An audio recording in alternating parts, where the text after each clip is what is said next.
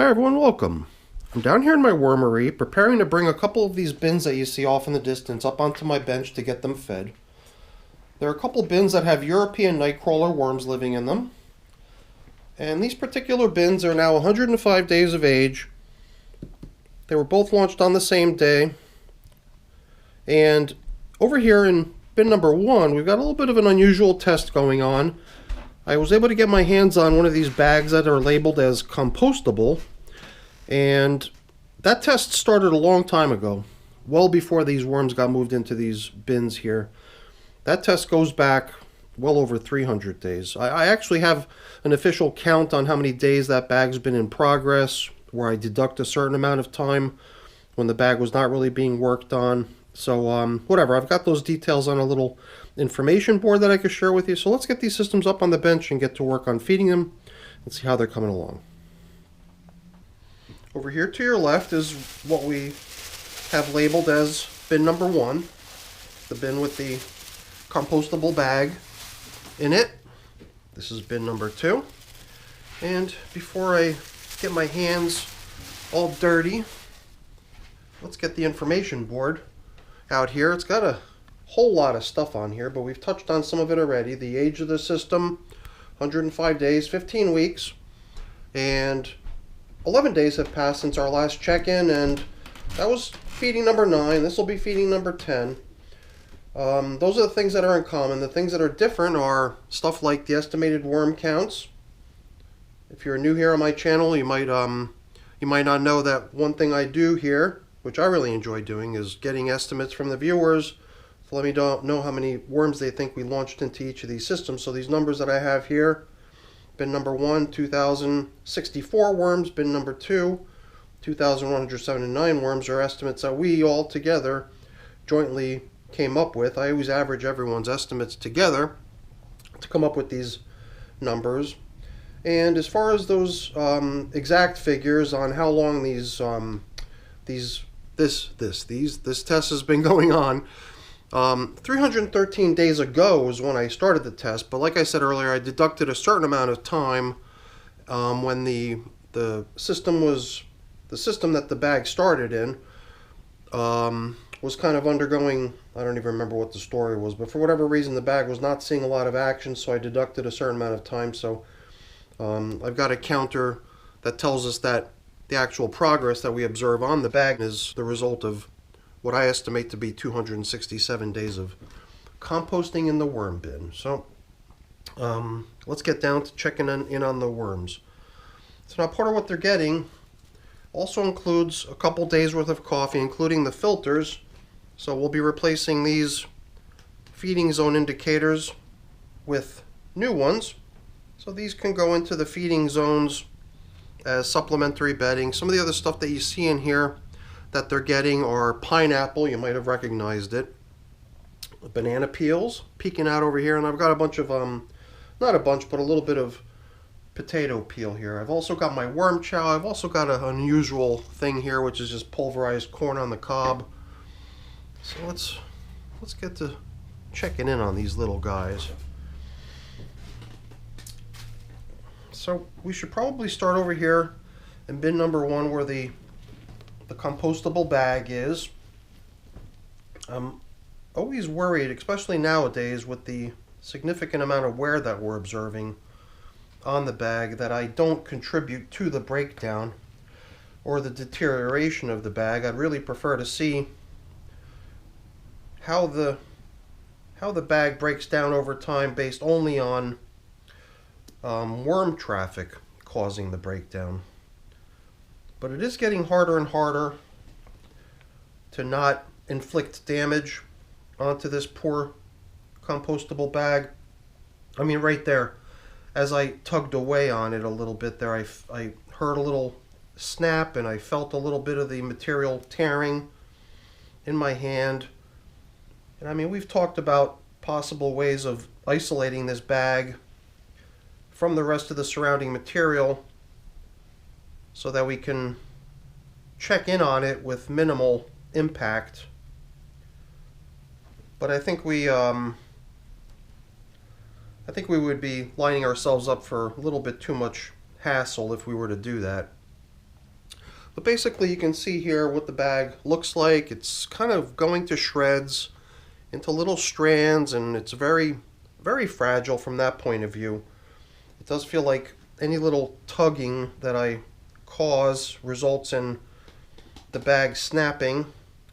And now we're starting to see some of the stuff that they received during the last feeding. So, you know, banana peels kind of holding together pretty good over here still. Each system got a couple of them, so here's the other one that they got last time. These mango seeds, these go back a number of feedings. And one thing I like to do, perhaps you do too, when you put mango seeds into your worm bins, is to sort of give the seed a little bit of a squeeze to see if it's starting to give yet. And in the case of these, there's going to be one in the other system too that we're going to get a chance to check in on, but these I don't think are quite at that stage yet. And the moisture level in here, I must say, seems pretty nice. And what is this? You know what I think this is? I was actually looking for, you know, so unusual. I dropped my box of prepared bedding, and there was one tiny little fragment of plastic that seemed to be missing, because I attempted to reconstruct the broken off pieces, because they did come off in fairly large chunks, but there was one distinct piece that I noticed that did, from the look of the missing void that I noticed during the reconstruction, it did look like it was shaped like that. So I believe the mystery of where that missing piece of plastic went is finally solved. So here we've got a stem of a pepper. So cool how the worms get down into the softer insides of one of these things and nibble it out, and all you're usually left with towards the end is just the fibrous outer segments. And you know, I thought a moment ago I had spotted what appeared to me like perhaps a little bit more of the compostable bag, just little tiny pieces of it. It has sort of a distinct appearance to it, the way it sort of seems to be going to shreds. So I'd like to try to keep that stuff together. I don't know if there's going to be other fragments of it here and there, but I really would like to try to keep it in one place so we can try to size up how it's progressing towards being completely gone.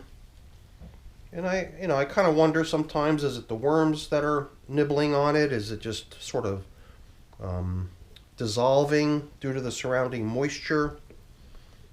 Are there other creatures in the bin? You might have noticed these systems do seem to have some springtails in them. Could it be that the springtails are what are nibbling on this stuff?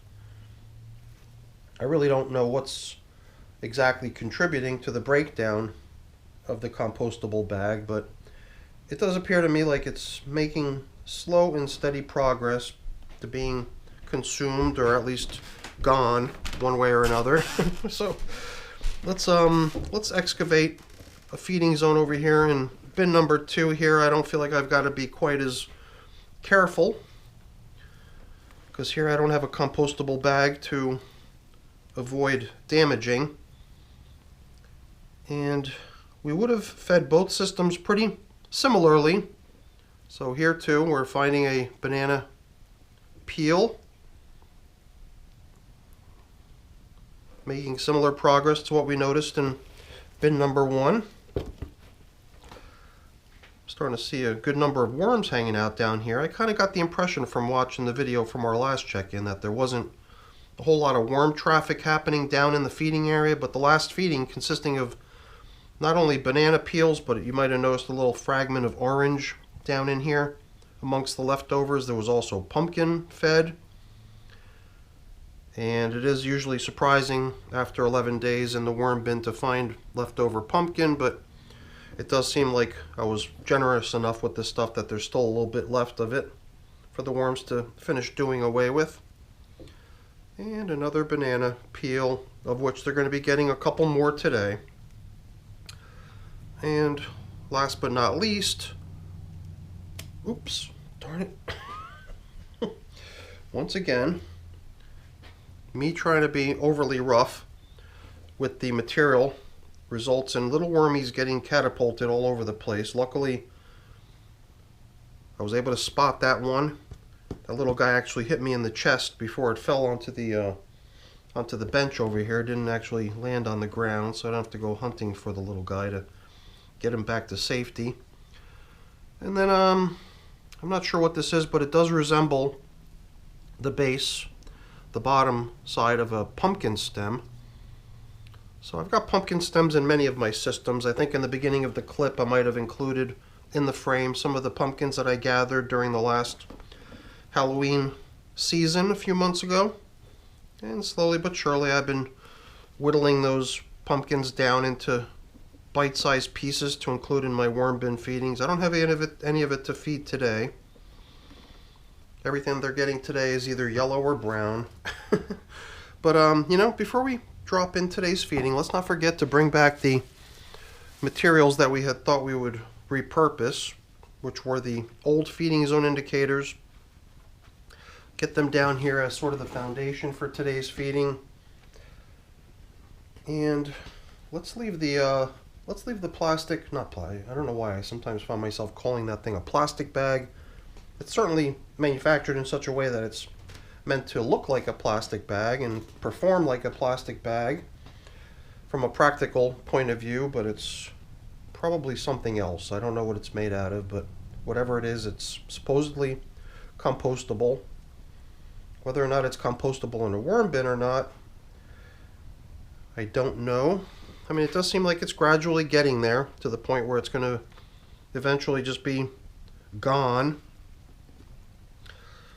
And I'm willing to patiently wait out that point in time when that does become the case, but we're still not there yet after all these many weeks in service. So we've returned a lot of the old stuff that we found along the way, but before we drop in the new food, I want to include some bedding. I was a little bit stingy on bedding last time. I think we did something similar by repurposing the old feeding zone indicator that we found, and then maybe a couple napkins or soiled paper towels or something like that. But today I'm breaking out my supply of leaves, and I think at the end too we're gonna sprinkle leaves out across the top surface, something I like to do in my worm bins. And you know, another thing that I really want to start trying to deplete is this stuff. And the only reason I remembered that this stuff is in my freezer was because I was reviewing the video from our last check-in with these exact bins 11 days ago, and that was actually the last time I used this stuff. And I'd probably not even thought to bring it down here and use it if I'd not noticed it in reviewing the last check-in with these little guys. So I do have a tendency to sort of forget about some of these weird oddball things that I set aside for composting in my worm bins.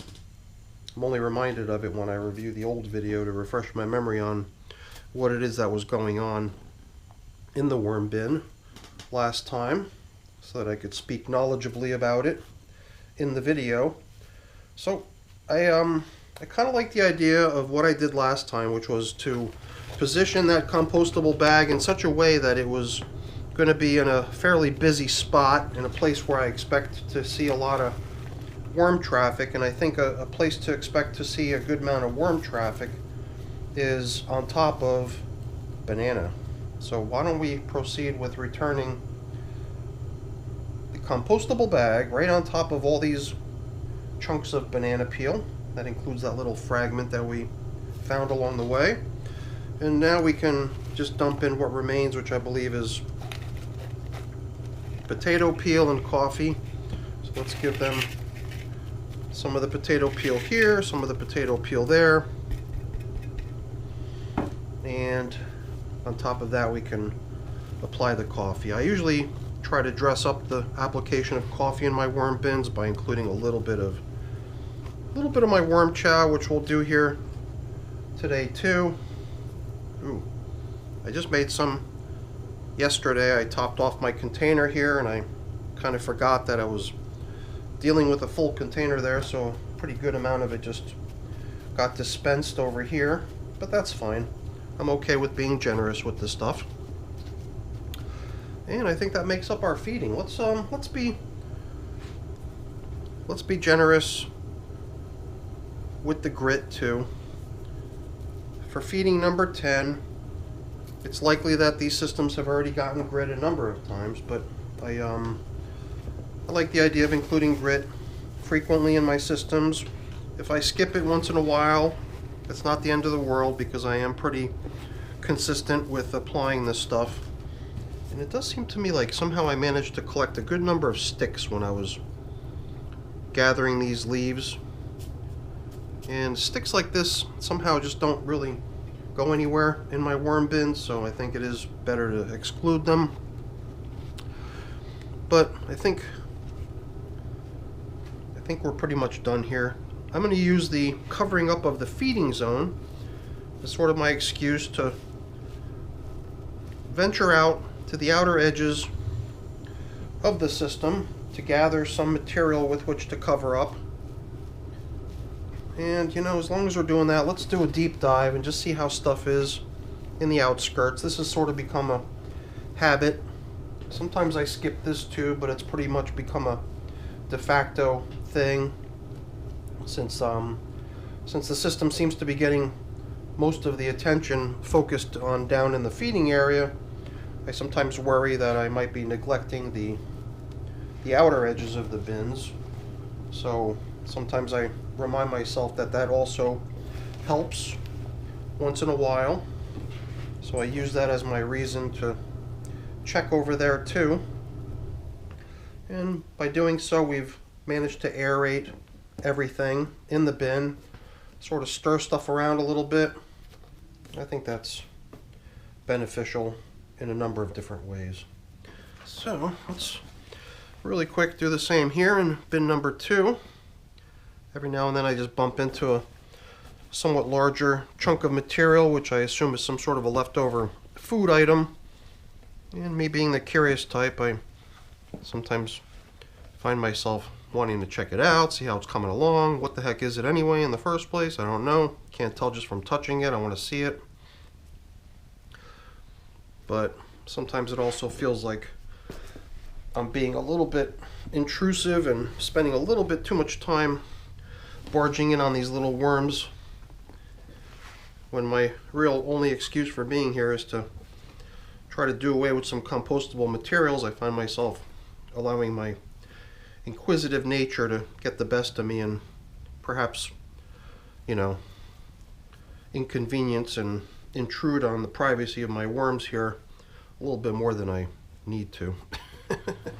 So before we position our replacement feeding zone indicators over the spot where we just applied some food, I'm gonna keep going with my collection of leaves here. It feels like my collection of leaves has been getting a little bit neglected recently.